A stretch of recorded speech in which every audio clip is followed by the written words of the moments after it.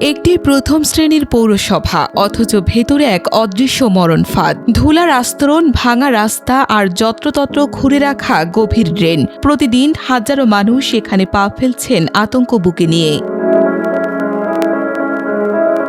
অথচ এই ভোগান্তি হঠাৎ তৈরি হওয়া রাস্তার কোনো সমস্যার কারণে নয়। এর পেছনে রয়েছে প্রায় 17 কোটি 24 লাখ টাকার একটি উন্নয়ন প্রকল্প। যে প্রকল্পের উদ্দেশ্য ছিল মানুষের দুর্ভোগ কমানো, সেই প্রকল্পই এখন দুর্ভোগের কারণ। এরকম করে খুঁড়েছি দিছে, দীর্ঘর পর দীর্ঘ ঠিক করে না, কিছু না, পড়ে যায় না। বাবু তো এখন পড়ে যাবেন নিছিল, আমরা চাই যে এখন এটা ঠিকঠাক করে দিই। বগুড়ার শেরপুর 1876 সালে প্রতিষ্ঠিত এই পৌরসভা কাগজে কলমে প্রথম শ্রেণীর, কিন্তু শহরের গুরুত্বপূর্ণ সড়কে পা রাখলে চোখে পড়ে ভিন্ন এক চিত্র। কোথাও রাস্তা কাটা, কোথাও গভীর ড্রেন, কোথাও আবার রাস্তার ওপর মাটি আর নির্মাণ সামগ্রীর স্তূপ। আর এসবের মাঝেই ঝুঁকি নিয়ে চলাচল করছেন সাধারণ মানুষ, কিন্তু প্রতিটি ধাপে যেন একই আতঙ্ক। মানুষ যাতায়াত করতে পারতেছে না, এমন থেকে ওই পাশ থেকে ওই পাশ পার হতে পারতেছে না। এই ড্রেন নির্মাণের এই সমস্ত কাজের ধীর গতির জন্য ব্যবসা বাণিজ্যের ব্যাপক ক্ষতি হচ্ছে এবং মানুষের যাতায়াতেরও সমস্যা হচ্ছে। পৌরসভার মেইন রাস্তা এটা অতি তাড়াতাড়ি কাজটা করার জন্য আপনাদের সবাইকে বলা। বিশ্বব্যাংকের অর্থায়নে কাজ শুরু হয় 2025 সালের নভেম্বরে, আর শেষ হওয়ার কথা 2026 সালের নভেম্বরে। ঠিকাদারি প্রতিষ্ঠান MA engineer and Mizanur Alam JV. প্রকল্পের ব্যয় 17 কোটি 23 লাখ 96 হাজার টাকা। কিন্তু নির্ধারিত সময়ের বড় একটি অংশ পেরিয়ে গেলেও পৌরসভার তথ্য অনুযায়ী কাজের অগ্রগতি এখনও 5%-ও কম। অর্থাৎ একদিকে কোটি কোটি টাকার প্রকল্প, অন্যদিকে খুঁড়ে রাখা রাস্তা, আর মাঝখানে আটকে গেছে সাধারণ মানুষের স্বাভাবিক জীবনযাত্রা। পৌরসভার উপর দেওয়া মেন রাস্তা এটা, অথচ এই ড্রেনটা করবেন না, কন্ট্রাক্টর সাহেব থুয়ে চলে গেছে। আমাদের দিয়ে কি পরিমাণে ভোগান্তি, এই রাস্তা দিয়ে একটা রিক্সা যায় না।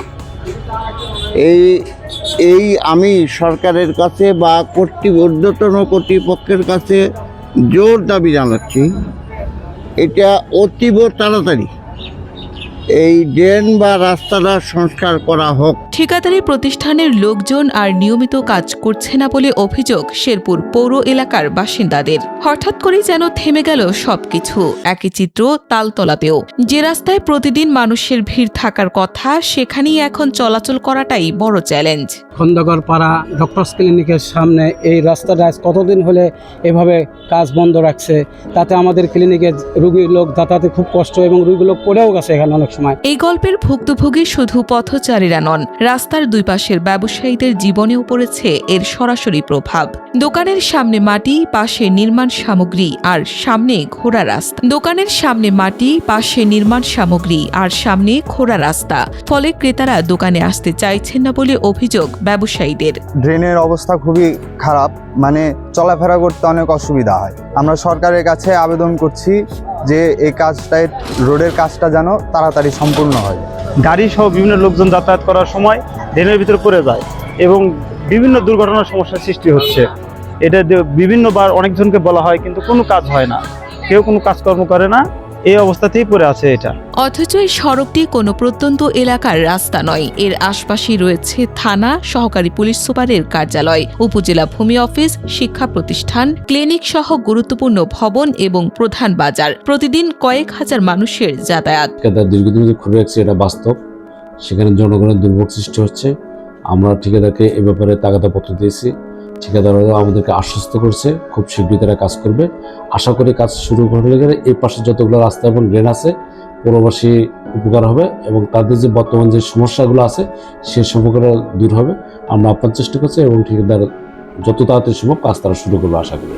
কিন্তু এমন বিপত্তি সত্ত্বেও ভ্রুক্ষেপ নেই ঠিকাদার প্রতিষ্ঠানের। কাজের ধীরগতির বিষয়ে ঠিকাদারি প্রতিষ্ঠানকে একবার নয় 3 বার লিখিত তাগাদা দেওয়া হয়েছে বলে জানিয়েছে পৌরসভা। তাতেও সন্তোষজনক সাড়া না পাওয়ায় দেওয়া হয়েছে চূড়ান্ত নোটিশ। তারপরও বাড়েনি কাজের গতি। আসলে বেশ কিছুদিন যাবৎ এই কাজটি অসমাপ্ত অবস্থায় পড়ে আছে এবং এটি অবশ্যই জনদুর্ভোগ সৃষ্টি হচ্ছে। আমরা চেষ্টা করছি যে ঠিকাদাররা যেন ঠিকমতো কাজ করে এবং আমাদের মাননীয় জাতীয় সংসদ সদস্য উনি নিজেও বিষয়টি নিয়ে কাজ করছেন যেন ঠিকাদাররা যথাসময়ে কাজটি সম্পন্ন করে মানুষকে জনদুর্ভোগ থেকে দ্রুত রেহাই দিতে। তবে ঠিকাদাররা দ্রুত কাজ করবেন বলে আশ্বস্ত করেছেন বলে জানান শেরপুর পৌরসভার নির্বাহী প্রকৌশলী শফিকুল ইসলাম। কাজ শেষ হলে বর্তমান সমস্যাগুলো দূর হবে এবং জনদুর্ভোগ কমবে বলে আশা করছে পৌরসভা।